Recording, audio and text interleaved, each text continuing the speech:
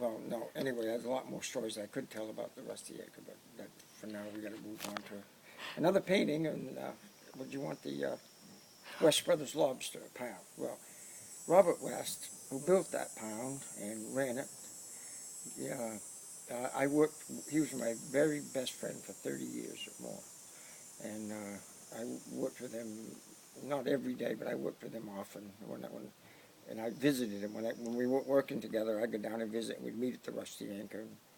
And I'd help him with the pound. When they took lobsters out, I helped take lobsters out. When they cut ice at the pound, I helped cut ice and take it out. And I learned how to cure bait. Robert was a genius at curing bait. And the secret of curing bait is you have to drain it first. Drain all the slurry out of it. So they usually started by, in that painting, there's a dump truck just driving away that dumped a whole pile of bait in the middle of the floor. Well, it ran down through the floor and drained. And the next day, you go in and you put a shovelful of bait into a barrel, and I would sprinkle salt over the layer. Every layer had to be salted, and it would shrink. So after 2 or 3 days, it would settle, and you put more salt on the top and just let it cure. That bait, you could eat it in a year's time. The oils from the fish would come up to the top. It would be just this golden, clear, virgin olive oil color on the top, and it smelled like fresh herring. And you pick up a piece, it was solid, and you could eat it. Now, everybody thinks bait stinks, but properly cured bait smells great.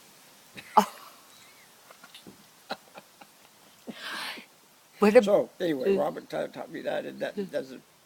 And Robert, in that painting, every 6 months or so, those bait barrels would get so encrusted with grease and fish grease that they had to be burned out.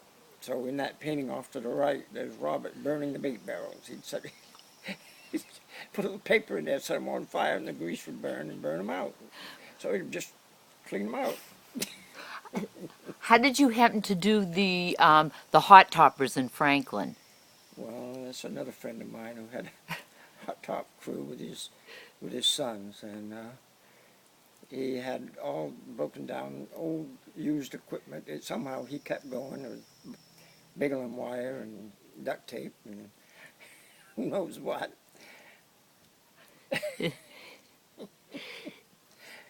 And he would do driveways, and in between tides when I was working and not painting just too much, I'd go and help out on the hot top crew, and that was a resource for me. I learned a lot. I got a lot out of that. And, again, but these guys, these characters, they make do with nothing. They put together something from nothing. They're very resourceful people, and they're survivors,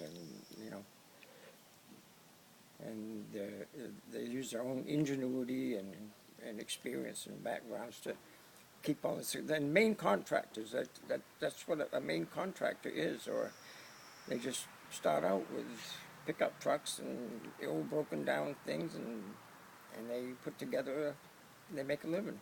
What about Tommy? I love Tommy's truck. Well, Tommy's a great character. I love Tommy. And he took care of his younger brother, who was a little, I won't say retarded, but let's just say a little slow. They called him Toot. And Tommy was a great-hearted person. And but he was very rough. And a lot of people were afraid of him or didn't get near him, or, but if you got to know him, he was a really wonderful, kind person underneath all that. I learned later, because he used to yell at his brother a lot, and it would sound like, he's really mad and really going to hurt him or whatever. But I learned later, and he learned later, that he had sugar diabetes and didn't know it for years. And once he started taking insulin, his whole personality changed. And so it was that fact that he was carrying this disease around with him that made him irritated all the time. So that was part of it. But Tommy, again, a self-made guy who, World War II vet, right in the World War II, he was a head of Patton, making bridges for Patton. tanks to come across. And he had told me some great stories from his experiences in going through Europe in front of Patton. There's a little place out at Sorrento called Tootin' Tommy's. Is That's that right. this? That's his house. That was his That's house. right. I put the roof. I roofed that. He couldn't get up on the roof, so I shingled that roof. I think the shingles are still on it. I put on that roof of his house where he lived there. He had a boatyard in front, and they were not everybody in Sorrento. Most the real good people in Sorrento appreciated Tommy, and they didn't. But some people complained. He had all these derelict boats in his yard, and that someday he was going to get to fix up. But a lot of times he didn't, or some people would store the boat there and they wouldn't come and get it because it wasn't worth the storage. And so Tommy, so they stayed there until it rotted. And So did it actually say "Here comes Tommy" on that truck, or did you add that to that? Tommy was so proud of that truck. It was an FWD truck. It was it had 6-wheel drive, and they used them for snowplows in Wisconsin or something. And Tommy would haul boats up with it, and half the time he didn't have any brakes or whatever. He just ran it from his house down to the shore, and no license, no anything. And he dragged boats up, and I was down there one time, and the harbor master was complaining. I was standing by the harbor master down there one time. We were talking, and who was that? Bunker. I can't remember his first name. Anyway, I was talking with him, and he said, "That Tommy Andrews," he says, "he's just tearing those roads up." I said, "Well, what do you mean by hauling his boats up the road?" He said, "Yes, he's just tearing the roads all up down there in Sorrento." And I said, "Well, so what?" I said, "They're dirt roads." He said, "Yeah, they are now." Oh. But that was Tommy. And if he wanted to do something, he did it. Don't get in front of him. And on the front of his truck, he had written, "Here comes Tommy." So you better get out of the way if you see if Tommy's coming. Oh my God! What about Miff? Pink. Oh, Miff, yeah. Miff, I didn't know personally. This is one of the stories I picked up with the Rusty Anchor about him. And he was, he was a fisherman when the fishermen built their own boats. Well, Bill West was too. And when the fishermen built their own boats, they built their own lobster traps. They caught their own bait. So when they went out fishing, they only had to buy the rope and the trap deals. That's about all, and the fuel for the boats. So they didn't owe anybody anything, and they kept the money, and they didn't make much, but it was theirs, and they didn't owe anybody anything ever. It's not like today where these young kids go out there and they got $300,000 they owe the bank for. They didn't put a trap in the water with the prices. They buy everything. Yeah. And well, anyway, these old timers, and Miff in his later years had a rowboat that he fished out of. I got a picture of him with his rowboat with a stack of traps in the back of it, setting his traps. And he was quite a character. One time he owned probably 50% of Pigeon Hill Bay or around the bay there. He owned a lot of land and just gave a lot of it away or sold it for nothing to his friends and neighbors and relatives and whatever. And he didn't really care about it. He drank a quart of grain alcohol every day. I don't know when he started, but when he was 90-something, his wife had enough of it and kicked him out. And he lived under a dory, and he lived in his fishing shack, and all by himself for the remainder of his life. And but again, he's one of those guys that a real resource, or whatever. Not just a resource, but a resourceful. And these were the guys that self-made or whatever you call it. There was no safety net for them. If they hit the ground, they got up.